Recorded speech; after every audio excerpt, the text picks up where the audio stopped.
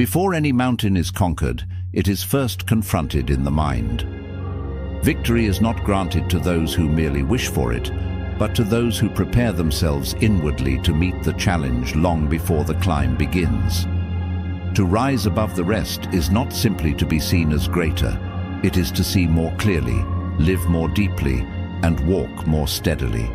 It is not about dominance, but about discipline. Not about being admired, but about being unshakable in the face of uncertainty. To rise is not to tower over others in pride, but to stand tall within, unmoved by the chaos of the world. The Stoics knew that what separates the few from the many is not privilege, luck, or fame. It is not the circumstance of one's birth, nor the status of one's connections. It is the daily decision to govern oneself, to wrestle with vice rather than befriend it, to pursue wisdom when folly would be easier, and to live by principle rather than by impulse. It is the ability to choose discomfort when comfort would dull the soul. They did not rise to greatness by chance. They did it by choice. Repeated, difficult, uncelebrated choices made in private, over time. To rise, the Stoic believed, was to align oneself with the natural order of things, to become immune not to pain, but to the corruption of one's judgment by pain. In their view, greatness was not a matter of being followed, but of being fortified, of building an interior citadel that could not be stormed by criticism, failure, or flattery. In this video, we walk the path carved by the Stoics, who chose self-mastery over self-indulgence and clarity over confusion. They lived with a kind of inner sharpness, able to see through the noise of the crowd and into the truth of things. They believed the highest achievement in life is not applause, but alignment, with nature, with reason, with virtue. And so this is not just a path to rise above others, it is the path to rise above your former self. To rise above the parts of you that once settled, once feared, once followed. Every chapter in this video is a step upward. Each one is both a challenge and an invitation, and each step asks one question: will you rise? Chapter 1. The Foundation of the Few, Mastering What You Control. The beginning of every Stoic journey starts with a filter. What is within my control and what is not? Epictetus wrote, "There is only one way to happiness, and that is to cease worrying about things which are beyond the power of our will." This is the first and perhaps most radical act of rebellion against the ordinary. While most of the world wastes their energy on outcomes, impressions, and uncontrollable circumstances, the Stoic sharpens their attention to what can truly be shaped: their thoughts, their choices, their character. This is not passivity, it is power. When you accept that the behavior of others, the weather, the past, and even your own reputation are outside your sphere of control, you stop being a victim. You stop being reactive. You begin to govern yourself like a wise ruler, investing where returns are guaranteed, your inner state. Most people drift like leaves in the wind. The Stoic roots themselves like a tree. Imagine a day where someone insults you, traffic delays you, and a plan falls apart. Do you fall apart too? Or do you pause, breathe, and ask, is this within my control? The answer becomes your pivot point. Instead of cursing the wind, you adjust your sails. This is mastery in motion. Begin journaling each day with 2 columns. What is in your control today, and what is not? As situations arise, return to this list. You will build the habit of discerning your effort from your ego, and from this, rise, not through a single moment of reflection, but through the daily repetition of clarity. Over time, this process will train your mind to pause before reacting, to separate emotion from intention, and to act from a place of grounded principle rather than impulsive pride. This habit rewires your internal compass. It allows you to operate not from the shifting winds of opinion, but from a deep-rooted understanding of where your control truly lies. As this habit strengthens, you'll begin to spot more subtle moments of ego.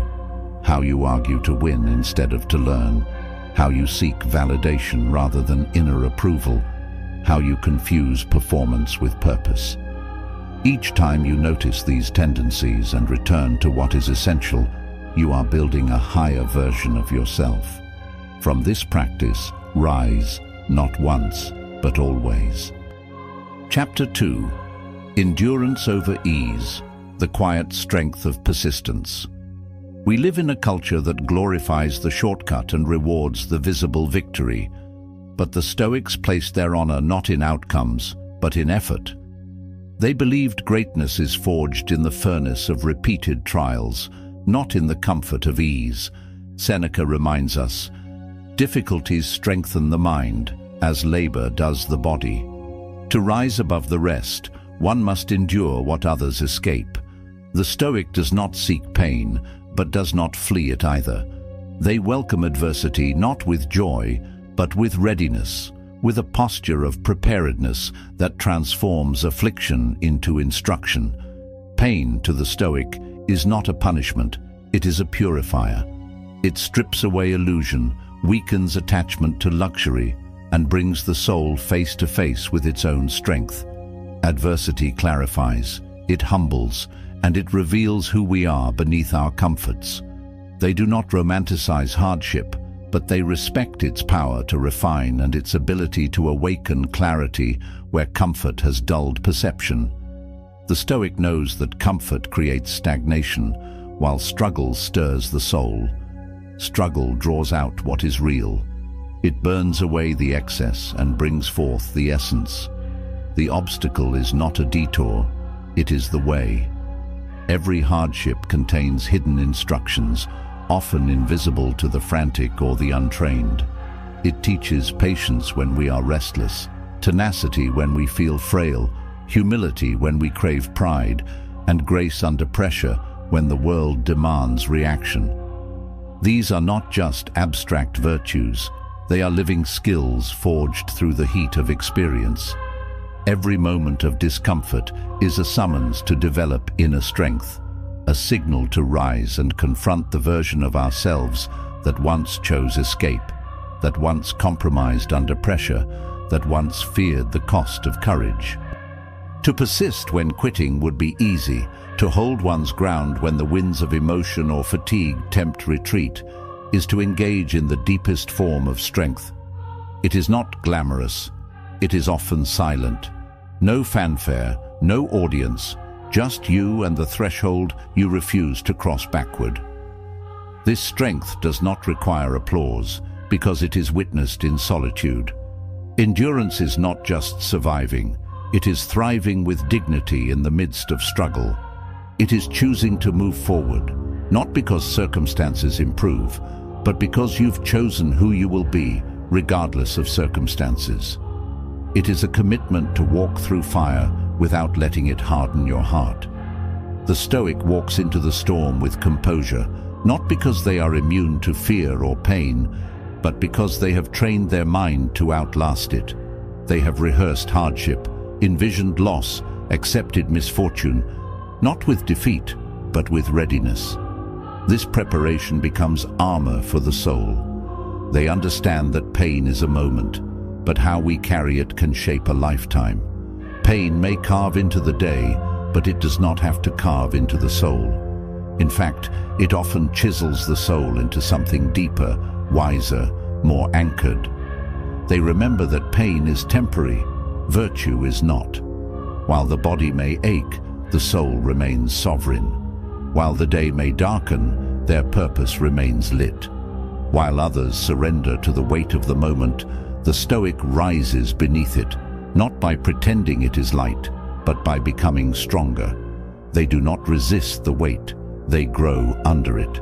This is how one endures, not just with stubbornness, but with sacred strength born from alignment with what is true, what is right, and what is worth enduring for.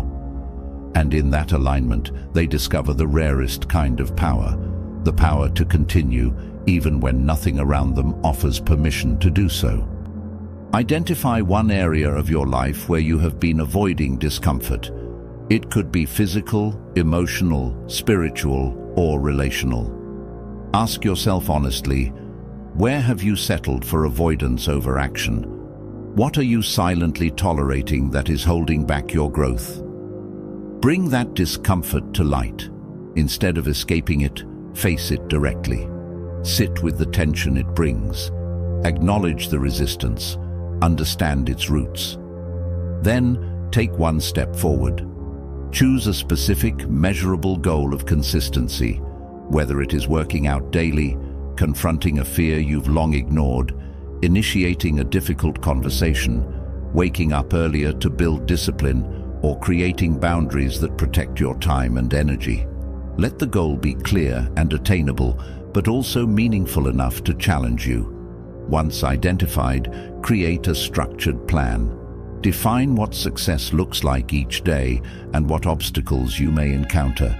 Commit to the plan not just in your mind, but on paper. Write it out, set reminders, and carve out time daily to engage with it. Document your progress. Journal not only the wins, but the days you struggled and still showed up. These are often your most powerful victories. Reflect on what you learn through the process, noting how your internal resistance begins to weaken, not overnight, but gradually, with each repetition of effort. As you track the days you persist, even if imperfectly, you build a record of resilience. Understand that the process of showing up in discomfort is not just about the goal itself. It is about reinforcing the identity of someone who refuses to be ruled by avoidance. It is in those moments, when you want to quit but don't, when you fear but act, when you fail but return, that transformation takes root. These aren't just events. They are the thresholds where your old limitations are dissolved, where the scaffolding of who you used to be falls away to make room for who you're becoming. These are the turning points of character, the crucibles that refine you when no one is watching and no one is applauding. It's in the quiet, determined act of trying again that the soul is fortified. This is how confidence is built, not through ease, but through consistent confrontation with discomfort, not through artificial affirmations, but through hard-earned self-trust. Each test becomes another layer of inner strength. Each setback you rise from is proof that you are more resilient than you once believed. The habit of persistence transforms effort into identity, struggle into structure. Over time, this practice becomes part of who you are. It integrates into your responses, into your posture, into the way you carry yourself even in uncertainty. You no longer need external motivation because you've begun to trust in your ability to endure what once crushed you. You don't just believe in your strength, you've proven it to yourself through trial. Each day you persist, you rise, not only above the discomfort, but above the weaker self that once ruled you. You break free from the cycles that once confined you. And the more you rise, the more that self becomes a memory rather than a master, a shadow of the person who once thought struggle was the end rather than the beginning of transformation. Chapter 3: Inner Wealth, Building Unshakable Character. To truly rise, you must build something that the world cannot steal: your character. Marcus Aurelius said, "Waste no more time arguing what a good man should be. Be one." While others chase status, recognition, and power, the Stoic focuses inward. They know that possessions rust, titles fade, and opinions shift. But virtue is the only true wealth: courage, justice, temperance, wisdom. These are not abstract ideals. They are daily practices, daily tests, daily invitations to either rise or retreat. The Stoics did not treat these virtues as intellectual ornaments, but as the living architecture of the soul. Do you speak the truth when lying would benefit you? Do you choose restraint when anger tempts you? Do you seek justice when silence would be safer?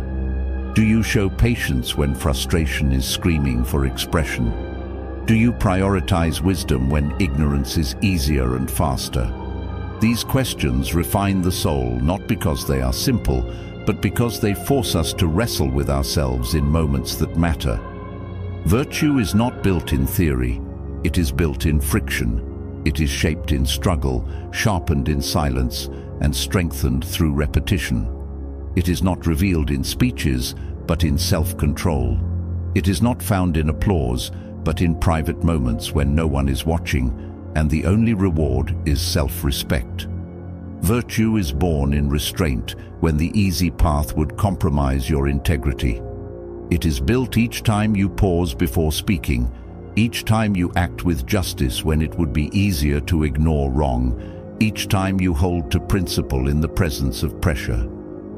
The Stoic does not merely admire virtue, they live it, even when it hurts, even when no one else sees.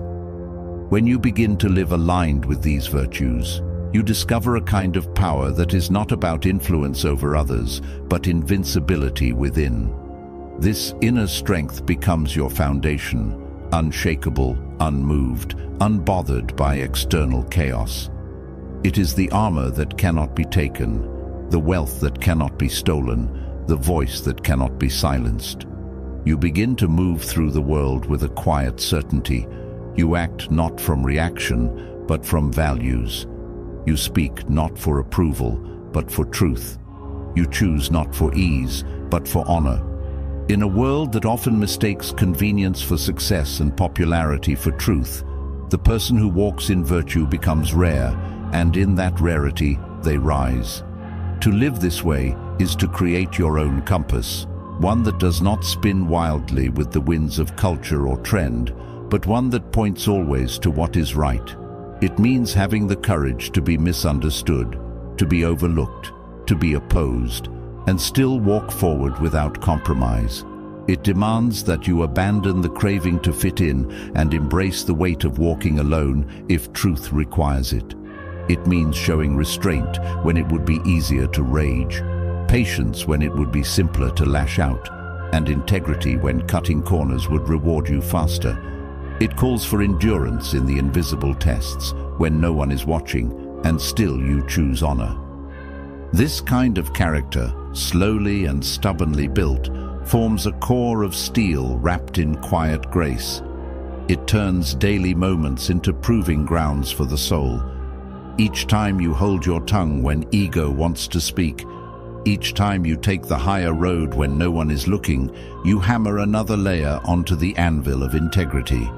It is not perfection the Stoic seeks, but progress toward wholeness, toward being the same person in silence as they are in the spotlight. They seek to be inwardly clean, even if outwardly questioned. When your character is whole, life cannot break you. It can only reveal you. Misfortune becomes a mirror, reflecting not what you pretend to be, but what you truly are. Hardship becomes a clarifier, stripping away illusion and exposing depth. You find yourself surprised at your own resilience, not because you've never been tested, but because your values have survived the testing. It cannot take from you what you have built inside. It cannot rattle the foundation if the foundation is virtue. Even if your body is harmed, your reputation slandered, your comfort disrupted, your essence remains untouched. You will lose many things in life: status, health, possessions, approval. But virtue, once truly formed, is one thing no loss can reach. It remains. It echoes through every action, and its light cannot be dimmed by darkness. The Stoic lives in a way that even in misfortune they can say, "This may harm my body or status, but not my integrity." They understand that true strength is not in the absence of hardship, but in the ability to remain whole through it. And that is the ground they never surrender. That is the strength they never negotiate. It is not merely an act of stubbornness, it is a sacred commitment to principle. That is the treasure they protect above all else, knowing it is the only possession that cannot be taken, only surrendered. That is how they rise, by anchoring themselves in what no storm can sweep away. They plant their roots deep into the soil of virtue, so that no matter how fierce the winds of circumstance blow, they do not topple. Instead, they endure. And more than endure, they grow stronger. They transform hardship into fuel, loss into insight, and challenge into growth. In doing so, they become the type of person no storm can destroy. Not because the storm never reaches them, but because their soul is built like a fortress, crafted brick by brick with the mortar of daily practice and mindful resilience. They do not pray for easier conditions, but for stronger character. They do not ask for the seas to calm, but to become skilled sailors. They are not shaken by the shifting tides of approval or fortune, because their sense of worth does not rest on what is fleeting. They do not count wins by metrics of the world, but by the quiet victories of remaining whole in a world that seeks to fracture. Each time they choose virtue over ease, stillness over reaction, and truth over comfort, they are shaping a legacy that cannot be measured in applause, but will echo in the soul. They know that storms do not only test structures, they reveal architects. They unveil whether the foundation was real or only an illusion held together by convenience. And in this stormy world, the Stoic is one who has built something no wind can blow down. Their house is not made of cards, but of character. Their walls are not built from ego, but from effort. This is why they rise, not above others, but above the self that once bowed to circumstance, and in doing so, become a living monument to what virtue can withstand. They do not need to be praised for this, because the reward is already within, the quiet, unshakable knowledge that they have become who they were meant to be. Pick one Stoic virtue and make it your daily anchor. Let it become your lens, your compass, your standard. Choose something that both inspires and challenges you, a virtue where you know growth is possible and needed. For 1 month, make this virtue the theme of your reflection, intention, and action. Begin each morning by setting a goal related to it. Carry that virtue with you into your conversations, your work, and your silence. End each day by reflecting. Did I embody this virtue today? Where did I fall short?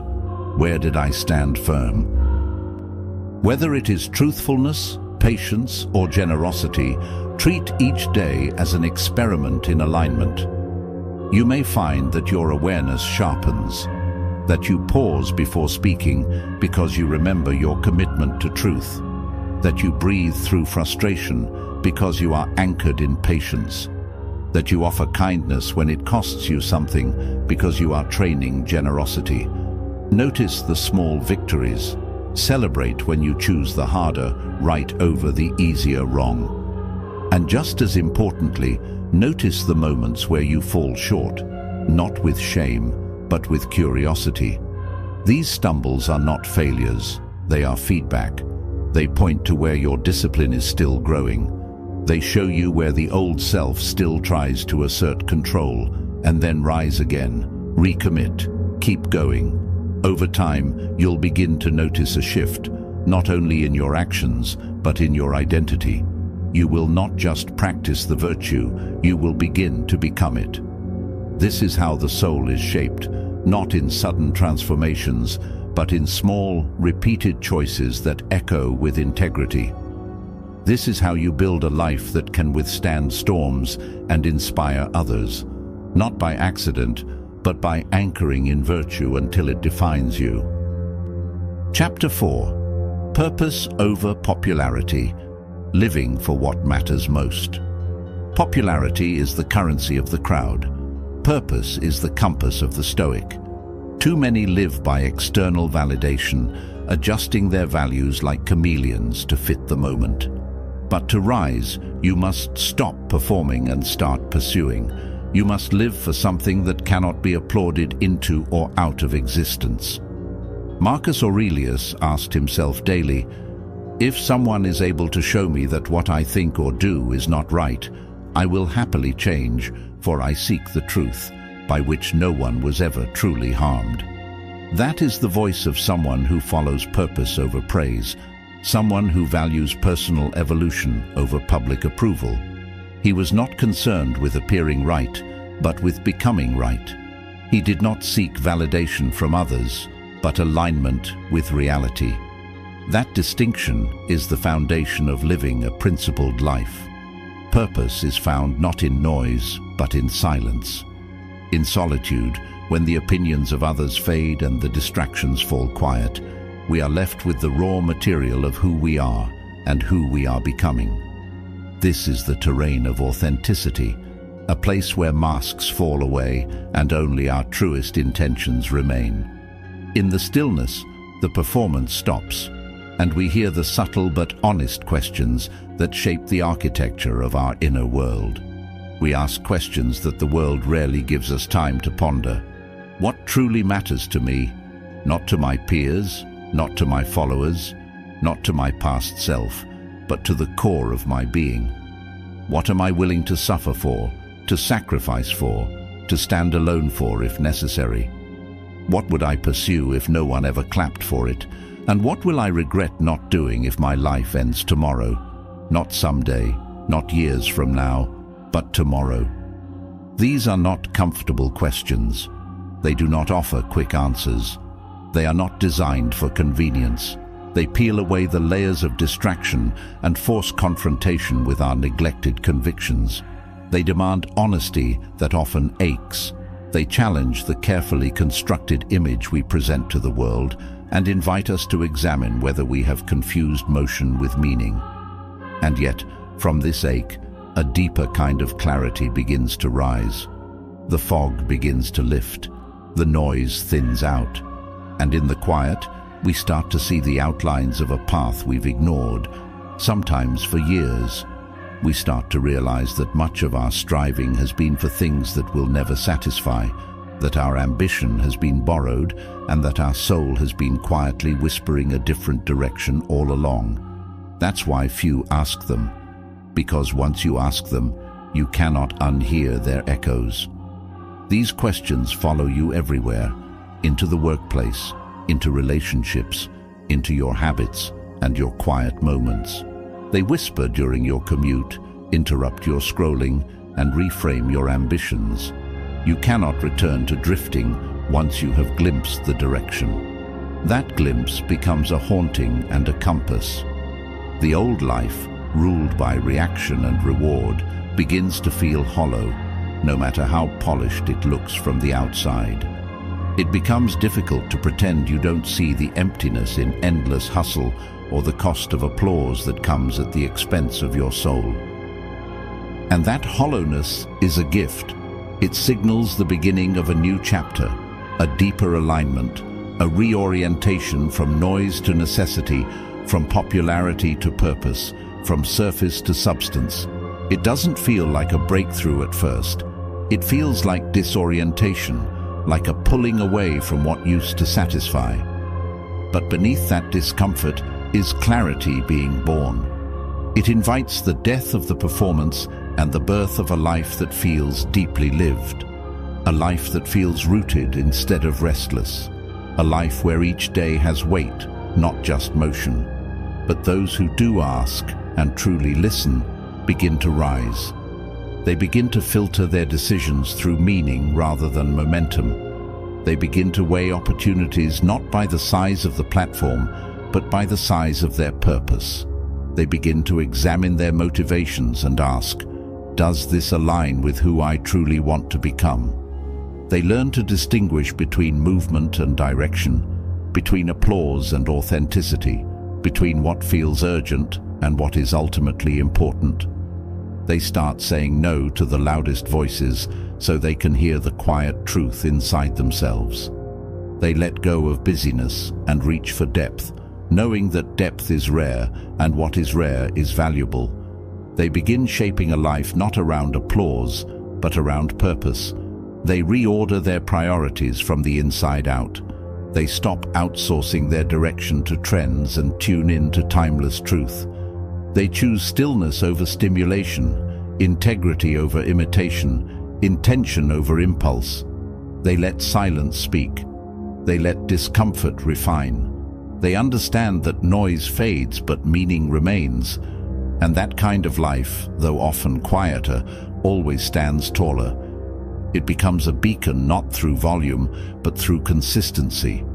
It may not trend, but it endures.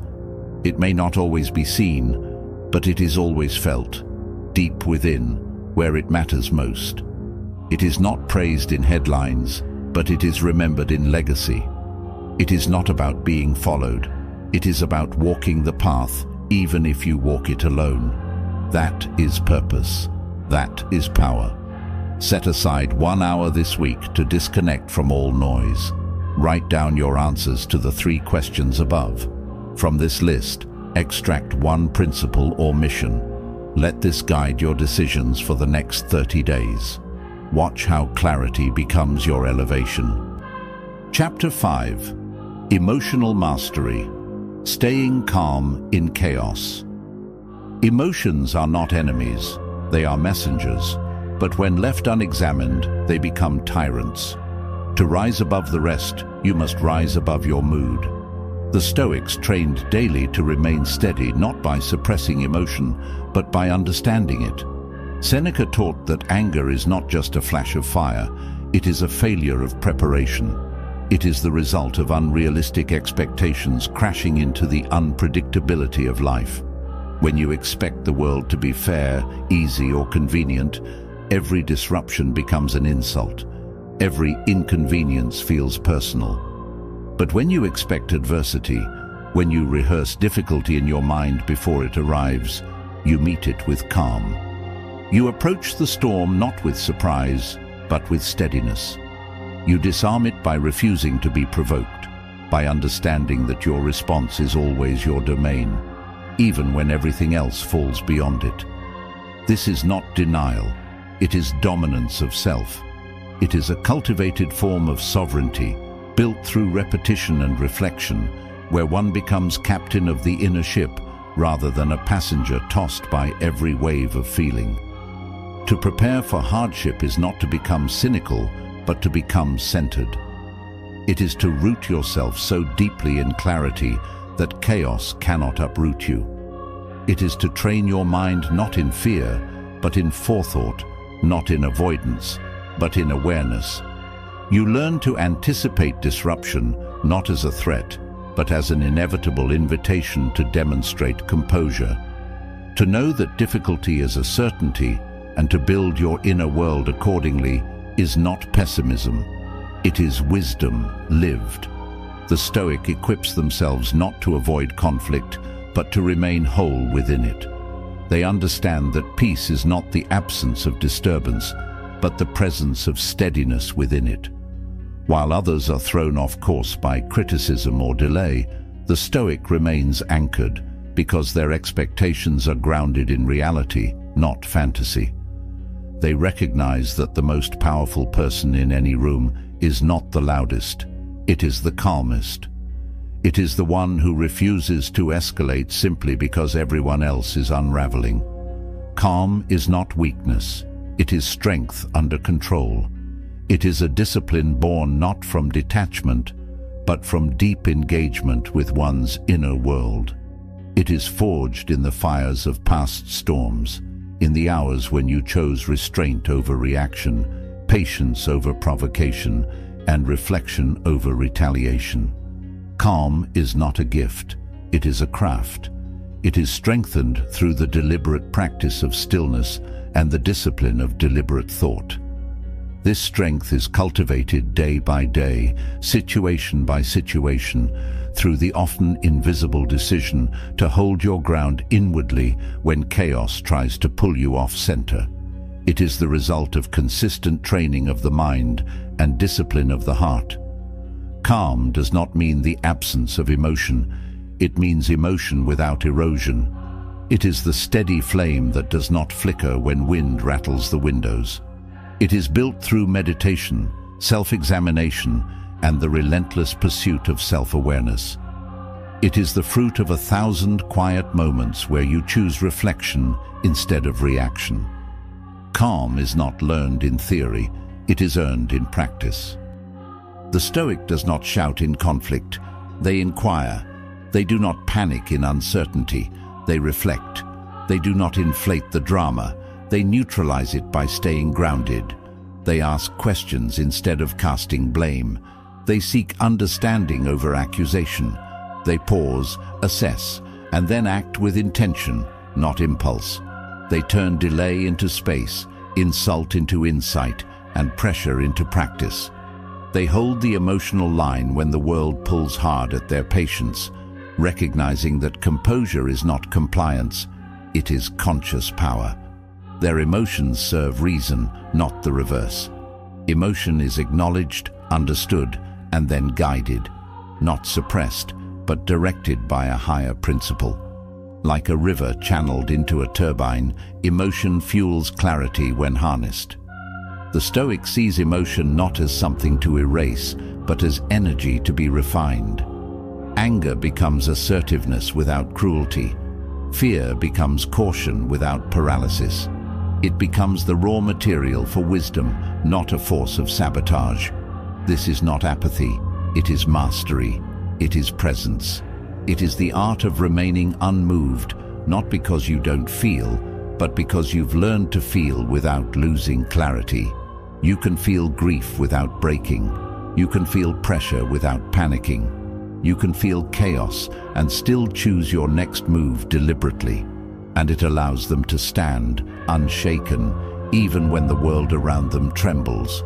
When the winds howl and the storms rage, they do not falter. They breathe, think, and rise. Their calm becomes a kind of lighthouse, a guidepost, not just for themselves, but for others lost in the storm. The next time you feel anger, anxiety, or sadness rise, do not act. Pause.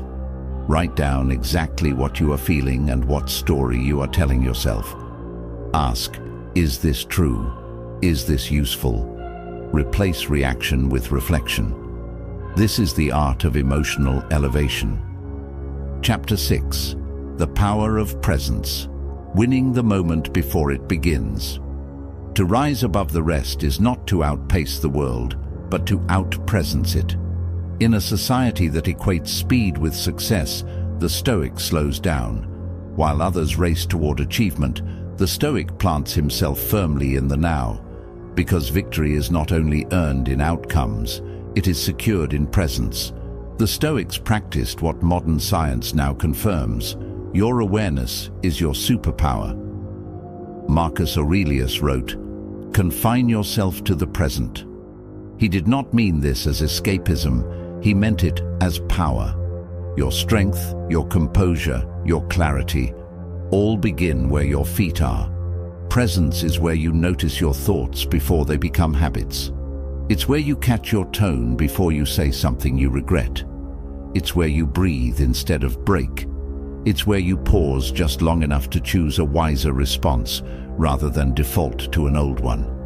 And it's where you prepare, not in haste, but with purpose, with the kind of clarity that only comes from slowing down. In presence, we reclaim the moment from the swirl of our inner narratives.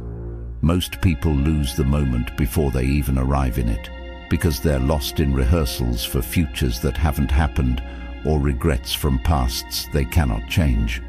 They become spectators in their own lives, consumed by imaginary outcomes, while the real moment slips quietly past. But presence is a kind of power that multiplies. It is where we actually live, not just pass through. It is where effort becomes focused, where words carry more meaning, and where decisions are made with greater precision. To be present is to become intimate with reality, to say, this is where I am, this is what I can do, and this is enough. It's not always easy. It takes training. It takes the willingness to endure the discomfort of stillness when distraction would be easier. But what you gain in return is agency, sovereignty over your reactions, and the grace to meet life as it unfolds, not as you fear it or fantasize it. The Stoic remains here, anchored, rooted not in resignation, but in intention, grounded not by force, but by clarity. not because they lack ambition, but because they know ambition without presence is a scattered storm, chaotic, unchanneled, ultimately exhausting. They understand that to chase endlessly after the horizon while neglecting the terrain beneath your feet is to sacrifice the only real leverage you have. The Stoic knows that the mind-chasing future triumphs often overlooks the raw, shaping power that exists in this single moment. And so, they choose to stand still, not in stagnation, but in strength. They understand that greatness is not manufactured through frantic activity, but is cultivated in quiet precision. That the most powerful choices are often the smallest ones, made when no one is watching, grounded in values no one else sees. The Stoic breathes deeply into now, trusting that this breath, well lived, leads to the next breath, well earned. They engage fully with the task at hand, no matter how mundane, because they know it is the soil in which consistency and character grow. They understand that tomorrow is born out of this breath, this step, this decision. The future does not arrive whole. It emerges one choice at a time, formed by the accumulated momentum of deliberate presence. The person who learns to meet the moment with full attention crafts a future worth inhabiting. Each moment you claim with clarity shapes a future you will not have to regret. Each second spent grounded is one more brick in the foundation of a life you can respect. The Stoic knows this. And so, while others drift, distracted and detached, the Stoic builds, thought by thought, act by act, the architecture of meaning. They do not escape into the illusion of later. They act within the truth of now. They reject the false security of delay and face the sacred demand of the moment. They refuse the seduction of someday and replace it with the discipline of today. They understand that later is a lie comfort tells us to avoid action, that procrastination wears the mask of patience but bleeds purpose. But truth lives in the now, in the small acts, in the quiet resolve, in the mindful presence of someone who knows this moment is enough and this moment is everything. To be here fully is not just a gift, it is the way forward, the way through, and the way up.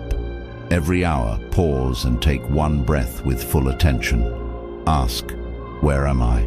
What am I feeling? What is mine to do right now? Train your presence like a muscle, because the future you want will be built, not in tomorrow, but in this very breath. Chapter 7. Detachment, not indifference. Letting go without giving up.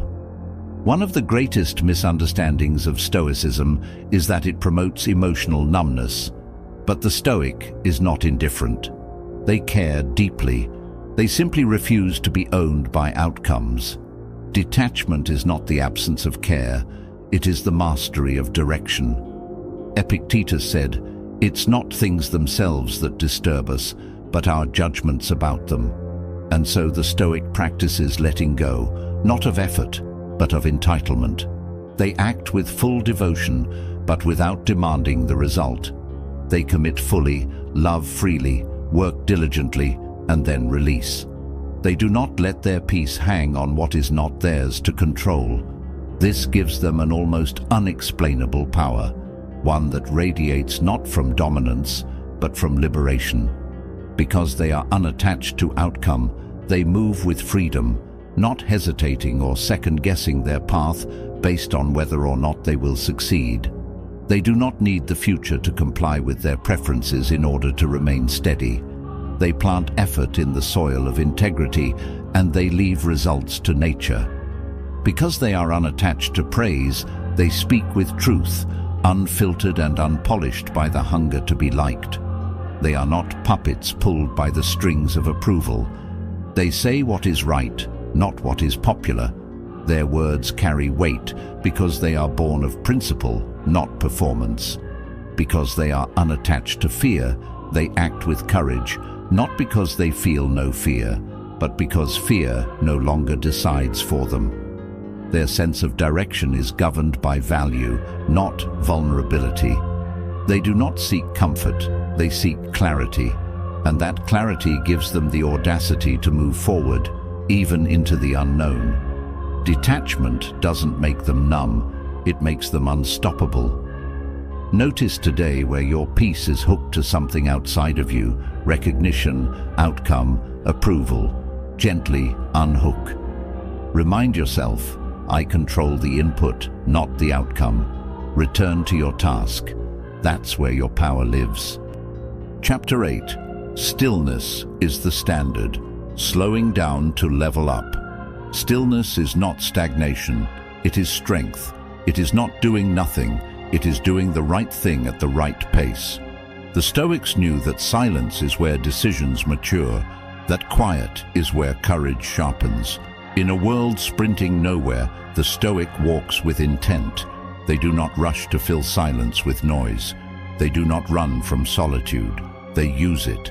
They listen in it. They grow in it. Solitude is not their burden. It is their sanctuary. In that space, the Stoic finds clarity untouched by the chaos of crowds and strength that isn't dependent on applause. Marcus Aurelius found time, even as emperor, to sit and reflect.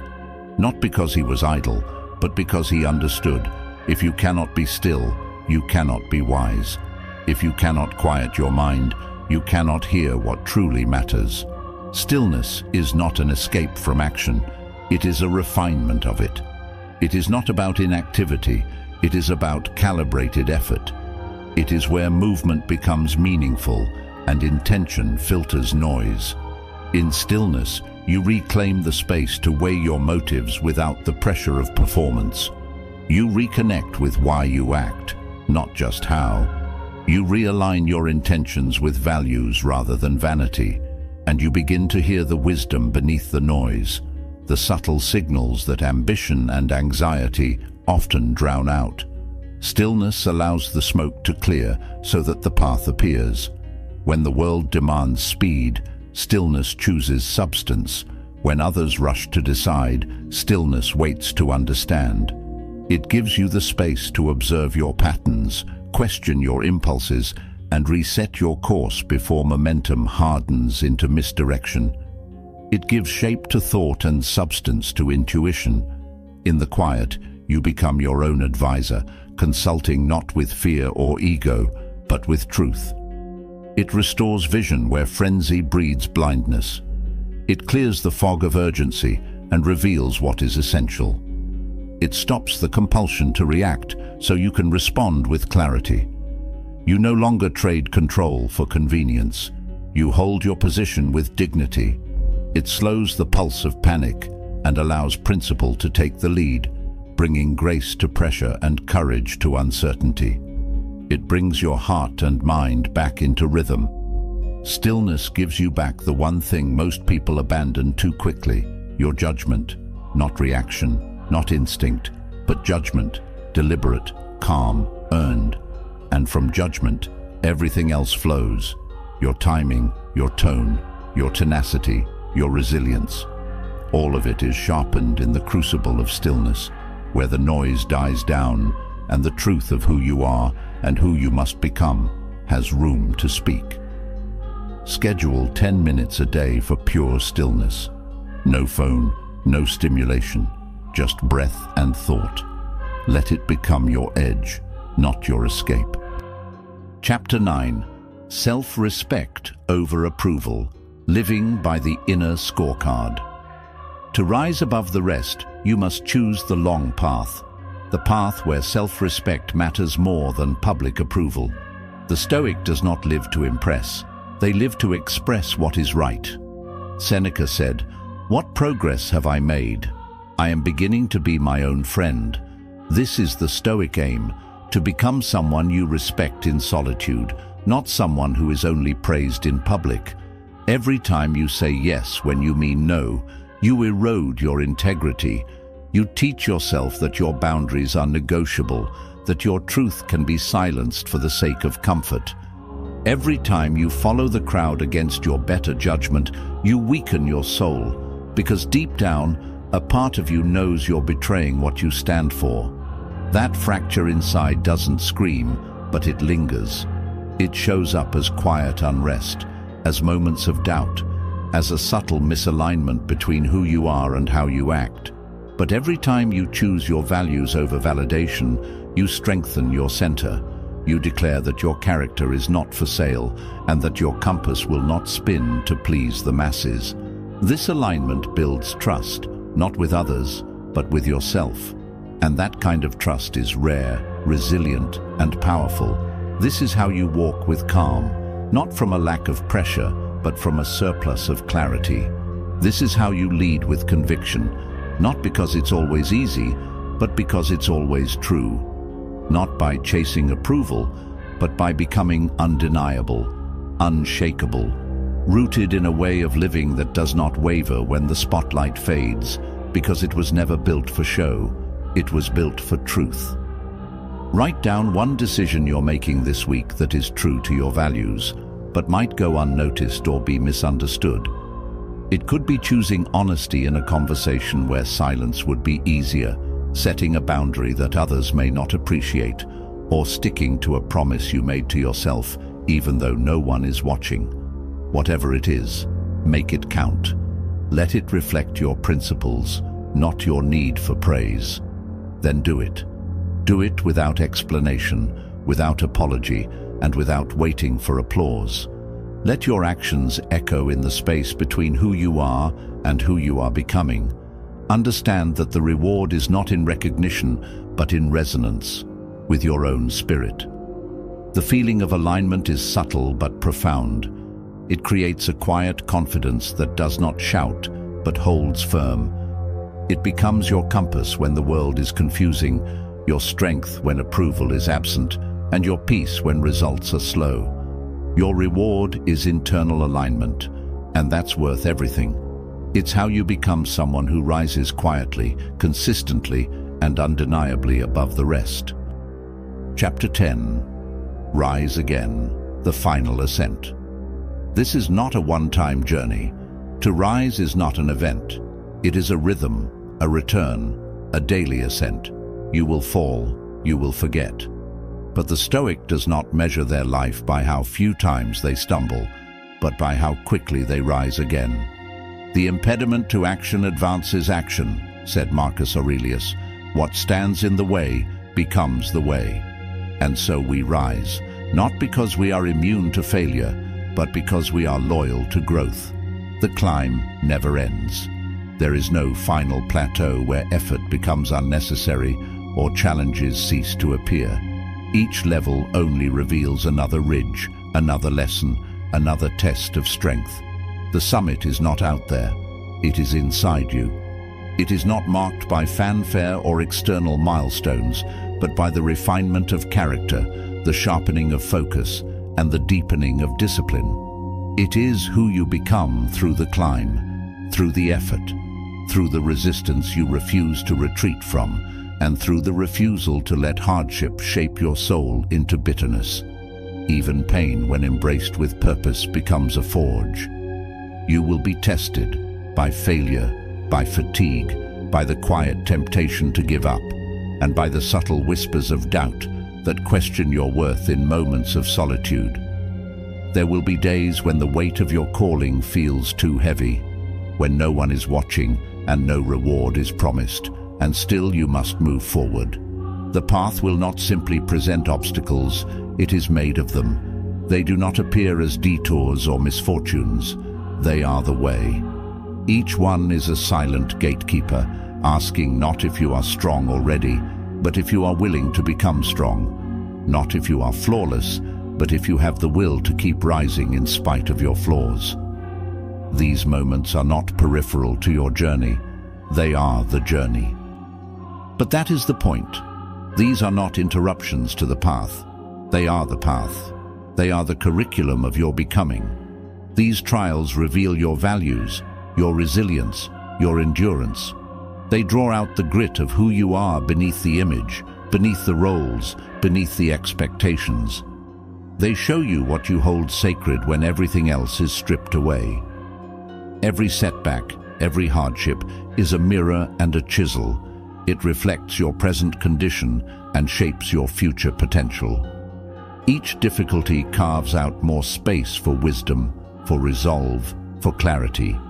Through the ache of effort and the burn of persistence, you find out what you are made of, and more importantly, what you are willing to become. The fire doesn't destroy gold, it reveals it. The intensity of the heat removes what is false and leaves only what is true. And if you allow yourself to step into the heat again and again, you will emerge not as someone untouched by hardship, but as someone refined through it. Your edges smoothed, your core strengthened. You will not be who you were before. You will be stronger, clearer, more grounded, more aligned. You will become someone who holds depth, who emanates quiet power, who does not need to prove anything because they have been tested and know who they are. You will be someone who knows the fire firsthand and still chooses to walk forward, not as a victim of adversity, but as its student. A student who has earned their wisdom, not through words, but through wounds, healed into strength. And you are not here to avoid the flames. You are here to walk through them and rise shining, reshaped, undeniable. Not because you never faltered, but because you kept coming back. You kept showing up. You kept taking one more step when it would have been easier to sit down and wait for life to pass by. Because every time you were tested, you chose not comfort, but courage, not escape, but endurance, not resignation, but revelation. And in that choice, you didn't just survive, you transformed. You stepped into your higher nature. You became someone the world cannot overlook, not because of your volume, but because of your presence. That is how you rise. That is who you become. Revisit your journal. Circle the traits, decisions, and actions that reflect who you want to be. Then live them today, because this moment right now is your mountain, and your soul was built to rise,